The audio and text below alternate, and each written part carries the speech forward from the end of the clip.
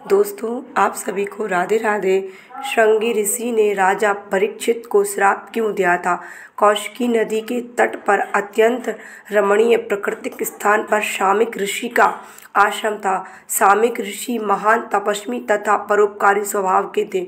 उनके ऋषिक कुमार उनके पास वेदों का अध्ययन करने के लिए रहते थे।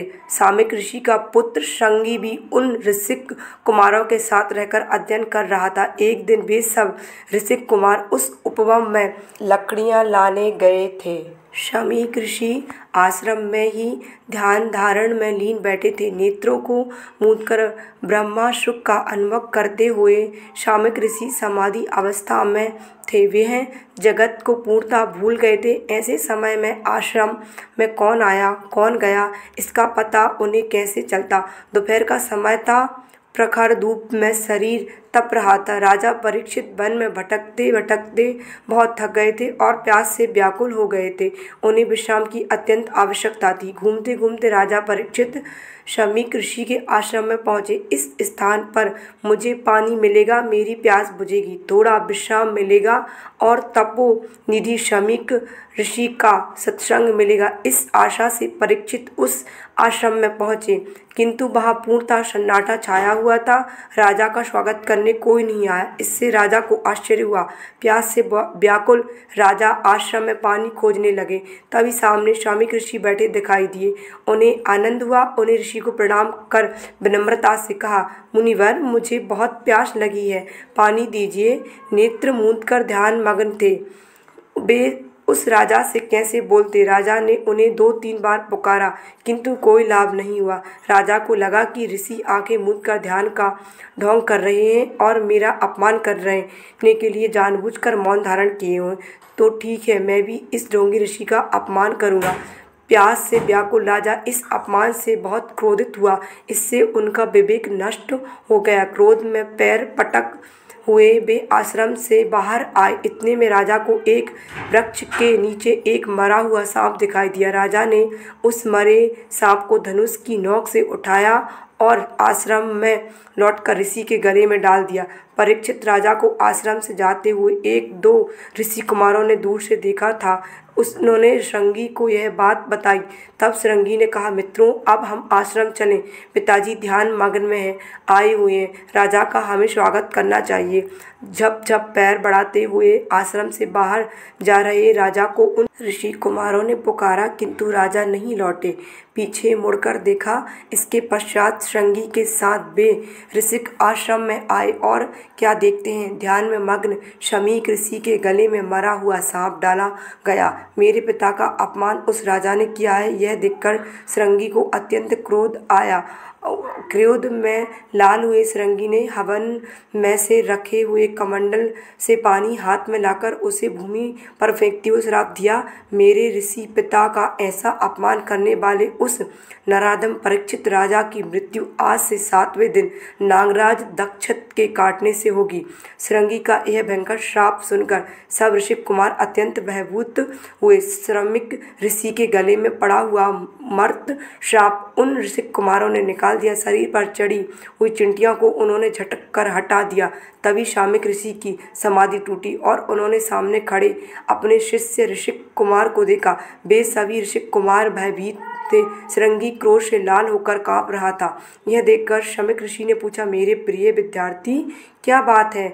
यह मेरा मरा हुआ सांप, यह चिंटियाँ और तुम ऐसे सब क्यों खड़े हो? इसके पश्चात श्रृंगी ने अपने पिता को बीती पूरी बात घटना बताई।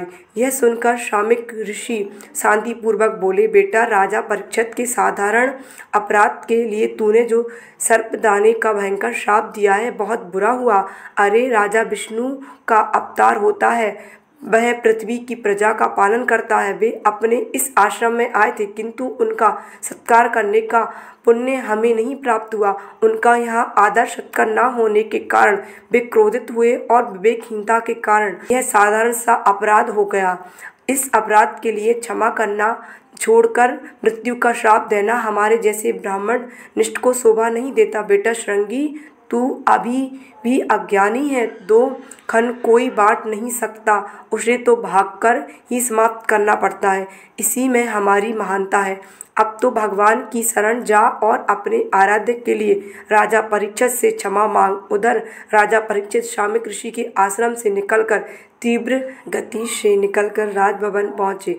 विश्राम करके पश्चात उन्हें अपने आराध्य का स्मरण होकर पश्चाताप होने लगा। थोड़ी ही समय पश्चाताप शाम्यक ऋषि का एक शिष्य राजा परीक्षित के पास पहुंचा और उसने नम्रतापूर्वक कहा, राजन, ब्रह्मा समाधि में लीन शाम्यक ऋषि की ओर से आपका यथोचित सत्कार नहीं हुआ, इसलिए उन्हें अत्यंत खेद हो रहा है, किंतु आपने उस स्थान पर मरे पड़े सांप को बिना सोचे समझे उनके गले में डाल दिया। आपके इस अपराध के लिए उनके तपस्वी पुत्र श्रृंगी ने आपको आज से 7वें दिन सर्प के काटने से मृत्यु होने का श्राप दिया है। यह श्राप असत्य नहीं होगा। अब जब तक आप अपना समय पुण्य कर्म एवं ईश्वर चिंतन में बिताएं। शाम्यक ऋषि ने मुझे यह संदेश आपको बताने के लिए भेजा है। आप इस शाप वाणी से अविज्ञ ना रहें, इसलिए उन्हें यह संदेश भेजा है। राजन, आप सतर्क रहकर मोक्ष प्राप्ति के लिए साधना करें। शाम्यक ऋषि का यह संदेश सुनकर राजा को संतोष हुआ। मेरे हाथों हुए अपराध के लिए मुझे उचित दंड मिलेगा, इस विचार से उन्होंने आनंद हुआ। इस श्राप के मिलने के बाद परीक्षित ने राजकाज त्याग कर बेटे जन्मजय को सौंप दिया और अगले 7 दिन के लिए वेदव्यास के बेटे सुखदेव के शरण में चले गए, जहां उनसे उन्होंने प्रवचन वाणी सुनी। इसी के बाद मैं तैयार करके भागवत पुराण बनाया गया। शिक्षा ग्रहण करने के बाद परीक्षित ने सुखदेव से कहा कि अब उन्हें सांप के काटने का कोई डर नहीं है, उन्होंने आत्मा और ब्रह्मा की प्रकृति को जान लिया है। जब सुखदेव चले गए तो परीक्षित ने बैठकर ध्यान लगाना शुरू कर दिया। इसी दौरान उस काल के प्रचलित नागवंश दक्षक का एक नाग ब्राह्मण के वेशभूषा में उनके नजदीक आया, परीक्षित को काट खाया। इससे परीक्षित की मौत हो गई। इससे जन्मजय ने एक यज्ञ का आयोजन करने की ठान ली, जिसमें वह सारे सांपों को मार देना चाहता है। इन सभी सांपों को यज्ञ की अग्नि में झोंक देने की योजना बनाई।